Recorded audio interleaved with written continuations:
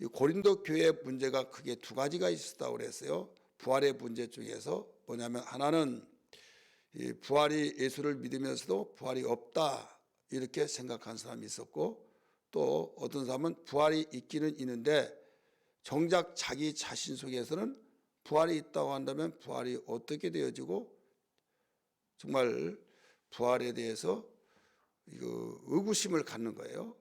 부활이 있다고 하니까 그냥 믿자, 있는가 보다. 그런데 어떻게 될까? 많은 사람들이 하는 말에 영으로 될까?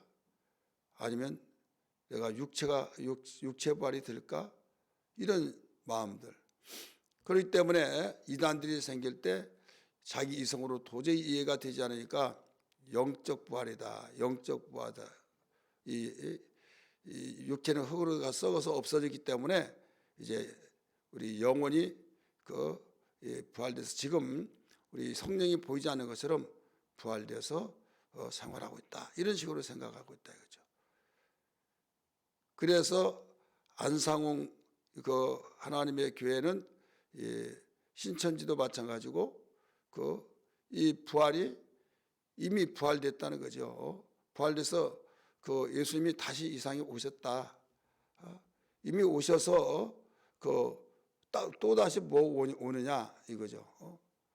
예수님 이미 왔다. 그럼 어떻게 왔냐? 영으로 왔다 이거죠. 영으로. 그와 같이 부활이 그냥 영으로 부활됐다. 여러분, 부활이라는 죽은 자가 살아나는 거예요. 한번 따라서 다 죽은 자가 살아나는 거. 근데 이것을 많은 사람이 안 믿으니까 그것을 파고 들어가서 어떤 사람들이 시장 조사를 해보니까 상품이 안 좋았, 이런 것을 원하더라. 그러면 거기에 공약을 하는 거죠. 거기에 맞춰서. 그런 식으로 사람들이 대부분 이렇게 전도하다가 보니까 부활에 있기는 뭐가 있냐고. 그 사람이 너무 많아요. 그러니까 그 사람들을 공약하려면 어떻게 하냐. 그런데 예수 믿지 않은 사람들은 뭐 당연히 안 믿는 걸로 생각하는데 교회를 다니면서도 너무 많다는 거예요. 그래서 이 사람들을 낚시질을 하면 잘 걸리겠구나. 그래서 이 부활 없다. 부활은 이미 됐다. 부활 없다고 하면 이제 이건 완전히 이단이라고 하니까 부활이 있다. 근데 이미 영으로 부활했다. 안상호이가 하나님이냐? 그럼 다시 언제 왔냐? 죽었는데 이미 부활돼서 왔다 이거예요. 그러니까 여기에서 부활이 없다고 주장하면 왜 없냐? 있다. 그러면 안상호이 왜 죽었냐? 아니 이미 살아나서 여기에 지금 왔다 이거예요. 그래서 우리 가운데 있다. 하나님이라고 하니까 여러분 이렇게 교묘하게 파고 들어간다 이거죠. 그래서 부활을 의심하는 자. 부활을 그럼 어떤 부활이 될까? 이런 문제. 두 가지로 부활 문제에 대해서 있다고 그래서요. 다시 한번 말씀드립니다. 첫째는 예수를 믿으면서도 교회를 다니면서도 부활이 없다. 이런 문제. 또 하나는 부활이 있기는 있지만은 어떻게 부활이 되어질까? 부활의 성격과 부활에 대한 본질을 의구심을 갖던 이런 문제. 이게 바로 고린도 교회 부활 문제였어요. 그래서 이 문제를 해결해 주기 위해서 역사적인 증거로 1절에서 4절까지 말씀드렸다고 그랬죠. 그 다음에 여기에 부활이 없다고 한다면 어떻게 되겠느냐 하면서 오늘은 이 부활에 대한 반박을 없다고 하는 사람들의 반박을 하면서 여기서 부활의 확실성을 가르쳐 주고, 만약에 부활이 없다고 한다면 우리 세상에서 가장 불쌍한 사람이다 라고 하는 것을 이야기해 주고 있습니다. 그러면 12절 한번 보세요. 12절 우리 어제 아침에도 읽었지만요, 그리스도께서 죽은 자 가운데서 다시 살아나셨다 전파되었거늘 너희 중에서 어떤 이들은 어찌하여 죽은 자 가운데 부활이 없다 하느냐. 부활을 안 믿는 거예요. 부활이 없다고 하니까 어떤 이는 부활이 없다고 하느냐. 그러니까 이 고린도 교회 부활 신앙을 갖지 않았다는 거죠. 가졌다 할지라도 의심을 가지면서 어떻게 부활을 할까? 이게 34절부터 이제 이루어진 겁니다. 그렇다면 오늘 여기에서 이 부활 신앙을 사실이라는 것을 강력하게 가르쳐 주면서 성도들의 부활의 확실성을 여기서 일러주고 있는 거죠. 예수님의 부활이 있었다면 예수님이 부활하셨으므로 우리가 예수님께 접붙임을 받아서 그 나무로서의 하나가 되어서 예수님의 부활이 내 부활이다 이거죠. 한번 따라서 합시다. 예수님의 부활이 나의 부활이다. 예수님의 생명이 나의 생명인 것처럼, 예수님이 생명이시기 때문에 살아난 것처럼 예수님을 마음속에 영접하면 내게 생명이 있다. 그러면 내가 생명이 있으면 나도 살아난다 이거죠. 일치가 돼야 된다 이거죠. 예수님 따로 우리 따로. 그러면 예수 믿는 것이 아니에요. 그런데 사람들은 이 원리를 따르지 아니하고 자기 생각을 가미시켜서 또 현실을 모든 사람들의 여론을 듣고 유명하고 많이 배우고 정말 학식 있고 박사 막 이런 분이 있으면 그 사람은 박사님이야 하면서 또 방송도 나면 이 사람은 방송도 나왔어. 그런 방송 나오고 박사님 되면 그 성경에 있는 것을 아니라고 하더라도 그걸 믿어야겠느냐 이거예요. 그래서 우리의 신앙의 교과서는 예수님이요, 예수님의 하나님 말씀을 가르치는 성경이에요. 믿으시길 바랍니다. 그래서 히브리서 12장 2절에 믿음의 주요 온전케 하신 예수를 바라보자 이렇게 가르쳐주고 있지 않습니까? 여기에서 우리는 복음이 만약에 부활이 없다고 한다면, 만약에 부활이 없다고 하면 우리는 거짓말이죠. 복음은 거짓말이다. 이렇게 우리 신앙의 사도들이 복음을 전했잖아요. 예수님을 따라다니며 배웠고 예수님이 부활하신 걸 목격했고 그래서 예수님이 부활하셨다 이걸 증거했고 예수님이 그동안에 가르쳐 주셨던 것을 모두 전하면서 예수님이 죽으셨던 것은 당신의 죄 때문에 죽은 것이 아니라 우리의 죄를 대신 짊어지시기 위해서 피 흘려 우리의 죄값을 지불해 주기 위해서 죽었다. 이걸 뭘로 믿고 뭘로 증명할 수 있느냐? 부활을 통해서 알 수 있다 이거죠. 모든 사람은 죄 때문에 죽잖아요. 죄 때문에 죽어서 죽은 것 보면 저 사람 죄인이구만 이렇게 말하잖아요. 그러면 아무리 죄가 없다 할지라도 감옥에 가게 되면 야 은큼하다 속 닳고 겉 닳고 하면서 그렇게 막 내가 무슨 죄가 있냐 막 하면서 감옥에 가면 검사들이 판사들이 이것을 그냥 눈 감고 판결하고 눈 감고 기소를 하느냐 이거죠. 그들은요 누구의 말을 듣지 않습니다. 오직 물증, 증거를 통해서 범죄자로 피해자로 부르고 부자를 검찰에 부르기 전에 모든 자료들을 다 근거를 물증을 확보하고 부르는 거예요. 그래서 이 사람은 이런 죄로서 충분한 증거가 있으니 구속시켜 주세요. 해서 법원에 영장을 발부하잖아요. 그럴 때 판사들이 보고 합당하다 그러면 구속을 시키라. 판결되기 전에 기소시켜서 이제 감옥에 임시 감옥에 가다 놓죠. 도망갈까봐 아니면 또 법적 증거를 인멸할까봐.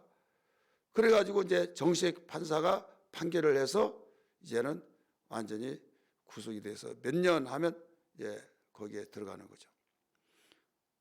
근데 아무리 나 죄 안 됐다고 안 간다 막 하고 또 조금 어떤 정치인처럼 이야기하더라도 웃기지 마라 막 정치 탄압이다 막 이렇게 하면서 그냥 싱글싱글 웃고 그런 사람, 또 그 사람이 야당 총수가 되기 때문에 완전히 애우상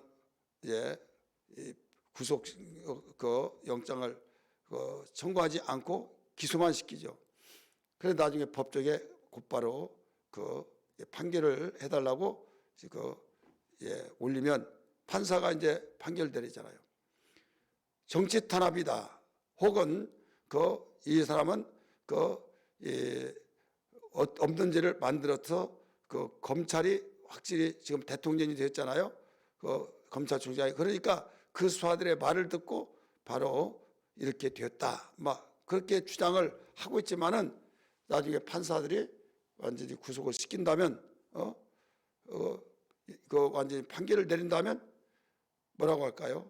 물증을 다 들여매면서 이렇게 했잖아요. 당신이 사인했잖느냐 하더라도 나는 안 했다 막 해버리고 그 생긋생긋 웃고 막 언제 그러냐 막 하잖아요. 그래 나중에는 그게 언론에 다 사진까지 찍어서 다 보이고 그러면 그때는 뭐라고 하겠어요? 야 정말 거짓말 그렇게 한다 할 거 아니에요? 예수님이 성경은 죄는 죽는 것이다. 죄삭은 사망이다 이거요. 그런데 난 죄 없어 죽었어요. 그럼 죄인이란 거예요? 죄인 아니란 거예요? 죄인이란 거예요. 근데 예수님도 죽었어요. 그러니까 봐라 죄인이 아니냐. 그러니까 다 도망갔잖아요. 실망스러웠잖아요. 근데 3일 만에 살아나 버렸어요. 살아나니까 죄인 아니잖아. 만약에 검찰이 구속을 시켰는데 그 구속영장을 신청했는데 구속이 안 됐어요. 그러면 봐라 막 해서 막 상대편에서 그 판사가 이건 그 구속영장 신청을 거부했다 막 해가지고 야단법석 났잖아요. 이때 검찰들은 완전히 다시 그 증거를 찾아서 올리겠다 막 해가지고 결국은 되면은 그 불충분하기 때문에 법적 물증이 불충분하기 때문에 이건 거부하겠다 이런 내용을 밝히잖아요. 여러분 예수님이 부활하시지 않았다고 한다면 당신 자신의 죄 때문에 그랬다 이거 이렇게 반박을 계속 해본다 이거죠. 그러면 부활했다는 것은 죄가 없다는 거예요. 이 사실을 우리는 분명히 알아야만 돼요. 자, 오늘 우리가 이런 사건을 알아야 할 이유는 복음에는 예수 그리스도의 죄사함과 그 다음에 부활이 함께 나가요. 그래서 부활하면 그 속에는 예수 그리스도의 죽으심을 강조하고 있는 겁니다. 그 강조보다 더 중요한 것은 그걸 증거하기 위해서는 나를 위해서 죽으셨다, 피 흘리셨다, 구속해 주셨다 이 사실을 주장하려면 부활을 강조해야 된다 이거죠. 근데 어떤 사람은 부활 강조하면요, 부활만 강조하냐, 예수 그리스도의 십자가에 못 박혀 죽으신 것을 강조해야지 마 이런 사람이 있어요. 이분은 참 답답한 거예요. 여러분 침례를 말할 때 물 위에 올라올세 이렇게 나오잖아요. 그러면 분명히 여보세요. 침례기는 침례를 강조하는데 물속에서 올라왔단 말이 있지 물속에 들어갔단 말이 언제 있습니까? 그렇기 때문에 침례기는 잘못됐다. 물속에 언제 들어갔다고 하는 말이 나왔냐마. 이렇게 우리 누님이 침례교에서 생활하다가 시집 가서 호남에서 제일 큰 장로교를 다녔어요. 역사도 오래돼요. 근데 어떤 부목사님이 와가지고 설교하는데 침례기를 얼마나 까든지 모르겠다. 막 침례기는 침침해가지고 물만 좋아한다고 하면서 아니 물속에 들어가서 해야 된다고 고집을 부리는데 이거 잘못했다고 이단이라고 막 하면서 성경에 언제 물에 들어갔냐고 물에서 올라왔다는 말은 있지만은 물속에 들어갔던 거 어디냐 성경 한번 봅시다 해가지고 마태복음 3장 16절을 찾아서 같이 읽자고 하면서 읽어보니까 그렇게 나왔거든요. 물 위에서 올라올세 그러면서 들어갔단 말이 없다는 거예요. 없으니까 이건 성경적이 아니고 잘못됐다 막 하니까 그 말을 이제 우리 형님한테 이야기한 거예요. 오빠 기분이 너무 안 좋았다고 하면서 그 감정 이야기 하면서 그러니까 답답해가지고 막 우리 형님이 진짜 지혜가 있어가지고 말을 잘해요. 아니 화장실에서 나왔다고 하면 화장실 들어갔으니까 나온 거지 화장실 안 들어갔는데 나온 사람 어디 있냐고 막 하면서 아니 동생이 화장실 들어갔으니까 나오지 그냥 화장실 나오면 화장실 들어갔어 안 들어가고 나왔어 그런 사람 누가 있냐고. 물속에서 올라왔다는 것은 물속에 들어갔으니까 올라온 거 아니냐. 성경에 간략하게 기록하기 위해서 그렇게 나온 거지. 마찬가지예요. 예수 그리스도가 부활하셨다. 부활하셨다고 그렇게 강조하면 왜 부활만 강조하냐? 십자가에 죽으신 것을 왜 강조하지 않느냐? 이거예요. 춘천에 그 한마음교회라고 있어요. 그게 부활을 많이 강조하잖아요. 부활을 강조하니까 막 부활에 대해서 강조하지 않으면 다 잘못된 것처럼 생각이 이제 되어진 것처럼 느껴져요. 워낙 부활을 강조하니까. 그러니까 이건 잘못했다 막 해가지고 또 비판하는 사람이 많이 있어요. 여러분, 부활을 강조한 것은요, 죽음이 그 속에 들어있는 거예요. 한번 따라서 죽음이 그 속에 있다. 그래서 부활을 그렇게 부활신앙이 무너지면 안 된다. 부활신앙은 기독교의 기초요. 부활신앙은 기독교의 핵심이에요. 믿으시길 바랍니다. 왜 기초요 핵심이냐면 예수 그리스도가 우리를 위해 십자가에 죽으셔서 그 피 흘려주신 구속을 시켜준 그 구속의 피, 죽으심으로 이루어지잖아요. 이게 우리의 기초죠. 그 다음에 이 기초에다가 탑을 쌓아서 건물이 지어서 완성이 질 때, 야, 빌딩 좋다. 빌딩이 그냥 생겼습니까? 공중에서 한 1m 떠가지고 있습니까? 기초를 파고 거기에 땅을 다 파서 그 모든 기초공사를 다 하고 그 모든 보이지 않는 하수도 상수도 그거 다 매설되어 있고 전기선도 다 매설되어 있고 다 그렇잖아요. 그런 가운데 빌딩 올라왔으면 그 속에 수많은 것들이 다 보이지 않는 것들이 있다 이거죠. 벽 속에도 다 있고 막 전선이 깔려 있고 이 천장에도 막 그 많이 거미줄 같이 있고 그 속에 다 포함되어 있는 것처럼 기독교의 핵심이다 이거죠. 따라서 합시다. 부활은 기독교의 기초요 핵심이다. 왜 기초요? 그 속에 예수 그리스도의 죽으심이 있기 때문에. 그래서 이 부활을 믿지 못하는 그들에게 강하게 바울 사도는 고린도 교회를 통해서 오늘날 우리에게 이르기까지 강조하고 있는 거예요. 부활신앙 무너지면요, 기독교인이 아니에요. 진정 신앙이 성립될 수가 없어요. 오늘 우리는 어떤 일이 있더라도 그동안 복음을 전했다, 복음 하지만은 부활을 빼놓고 말한다면 이건 거짓이다, 헛것이다 이거예요. 우리 성경 한번 볼까요? 성경 말씀 몇 절 말씀 보시고 하면 13절부터 봅니다. 우리 13절부터 시작. 만일 죽은 자의 부활이 없으면 그리스도에 다시 살지 못하으리요. 그리스도께서 만일 다시 살지 못하였으면 우리 전파한 것이 그것도 뭐라고 했어요? 헛것이요. 전파하는 것도 헛것이다. 복음 전가가 헛것이다. 그 다음에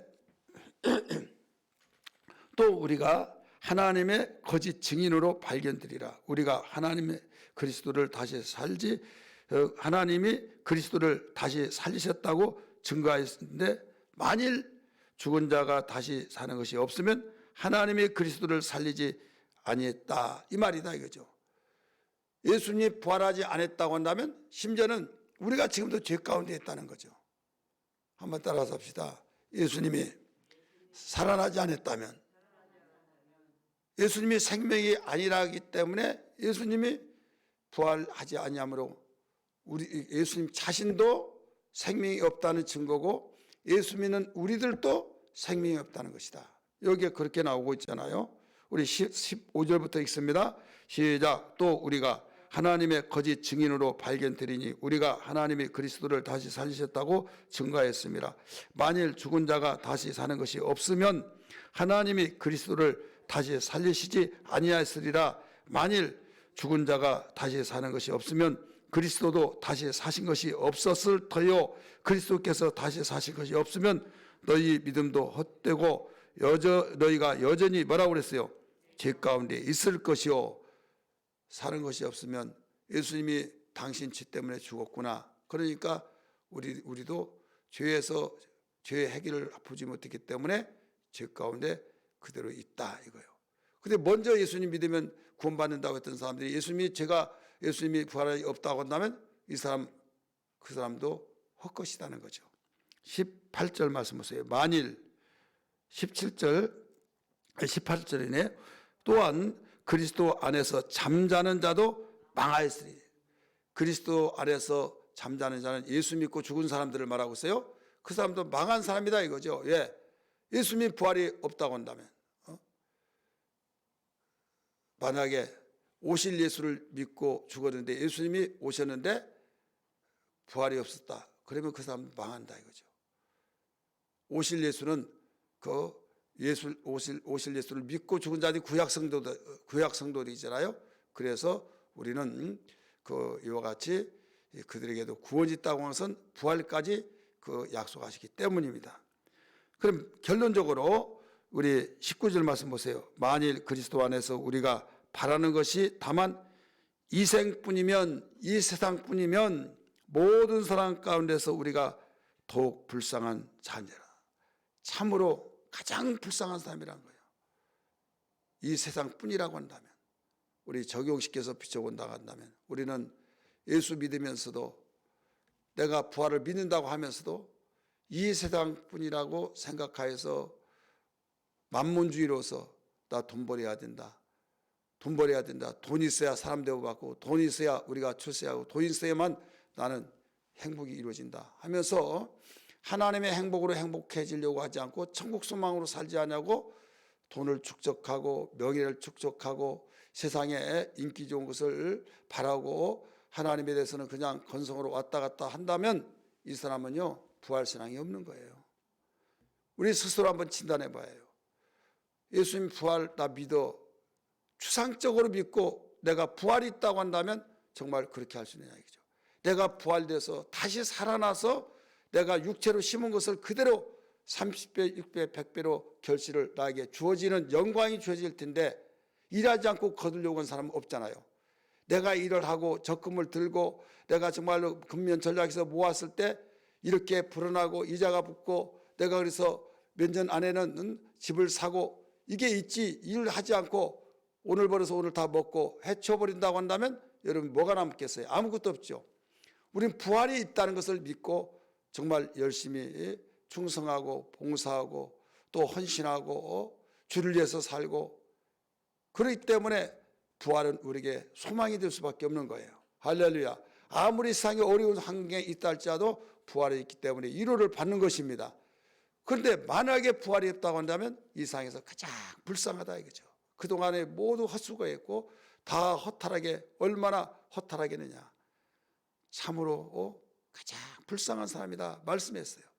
우리 부활신앙을 우리 절대 흔들지 않는 신앙 되기를 주의 이름으로 축원합니다. 할렐루야.